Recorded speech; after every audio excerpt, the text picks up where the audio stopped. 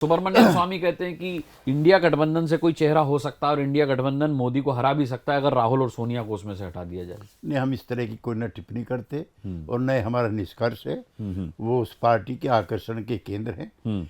परंपरागत तरीके से नेहरू जी से लेकर के अब तक वो पार्टी राज में रही है। उन्होंने शासन किया है, उनकी पार्टी है, कांग्रेस पार्टी की पहचान उनसे है। लेकिन इसको पुराने तौर तरीके से उस कवच से बाहर आना पड़े। जैसे हम लोग विपक्ष में रहे, कोई महीना नहीं था जब हम जेल ना जाते हों, धरना न रखते हों, जलूस ना निकालते हों, प्रदर्शन ना रखते हों।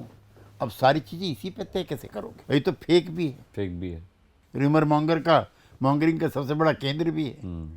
तो जो जनोमुखी आंदोलित, जैसे जयप्रकाश जी का मैं आपको बताऊं, हम सब लोग जेल गए थे 18 महीने, कोई 19 महीने, और बड़े आराम से रहे, कोई दिक्कत नहीं थी। तो उस तरह जैसे तब जूझ रहे थे, कोई देश का हिस्सा नहीं था जहाँ जयप्रकाश जी की मीटिंगें ना हो रही। मैं तो आखिरी जो मीटिंग हुई है 25 जून 1975 को, उस दिन भी मंच पे था जब उन्होंने आह्वान किया था। तो इसको कन्फ्रंटेशन आप लोकसभा में करते हैं वो तो ठीक है, सड़क पे भी दिखना चाहिए। अब जैसे मैं बताऊं, आजकल राहुल जी काफ़ी कहते हैं इस बात को, जातिगत जनगणना हुई, उसमें बहुत खामियां जो स्थापित था उसकी पाई गई। जैसे पिछड़ी जाति, उसमें प्रोपोर्शनेटली बहुत ज़्यादा थी, तो वो बड़ा सवाल था। राहुल जी भी आजकल कहते हैं जातिगत जनगणना होनी चाहिए। नीतीश कुमार जी ने जो आरक्षण का स्थापित कोटा था 50% का था, उसको 75 कर दिया कि इनकी संख्या बढ़ी हुई है। वो दिन था जब सारे देश के डिस्ट्रिक्ट हेडक्वार्टर पे कांग्रेस पार्टी सहयोगी पार्टियों के साथ मिलकर के 1000 के, 2000 के, 10,000 के धरने, प्रदर्शन, जुलूस करती, ताकि वो सवाल जनता का सवाल बनता। वो ऐतिहासिक मौका भी हमने खो दिया। तमाम मौके खो दिए, वो एक अलग बात है। अभी आपने कुछ देर पहले कहा कि राम मंदिर के निमंत्रण को अस्वीकार करना विपक्ष की भूल है क्योंकि उससे जन भावनाएं जुड़ी हुई हैं। क्या कांग्रेस ने भी गलती की?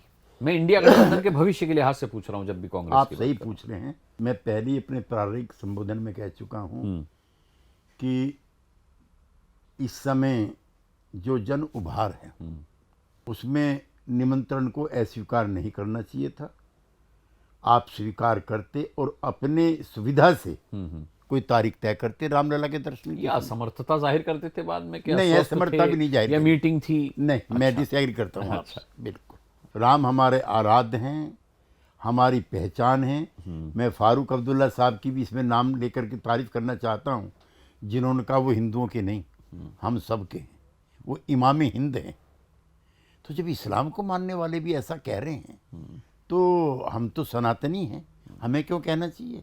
इनको तारीख तय करनी चाहिए थी। और सोनिया जी के नेतृत्व में जाते तो बीजेपी को भी आलोचना करने का या किसी साधु संत को भी आलोचना करने का अवसर नहीं मिलता।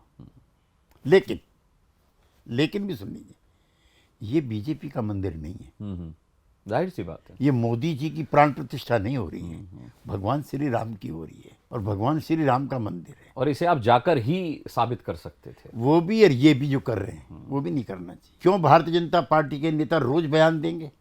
ये काम साधु संतों का है। पॉलिटिसाइज तो आप कर रहे हैं, ये कह करके अमुक सनातन विरोधी है, अमुक हिंदू विरोधी है, अमुक रोम समर्थक है, औरंगजेब की औलाद है। क्या मतलब है? Who are you? शंकराचार्य के हैं, शंकराचार्य तो रूठे बैठे, वो तो आ भी नहीं रहे इसमें। तो चारों शंकराचार्य नहीं आ रहे, नाराज हैं वो। उनका कहना है कि शास्त्र, धर्मशास्त्र के हिसाब से प्राण प्रतिष्ठा नहीं हो रही।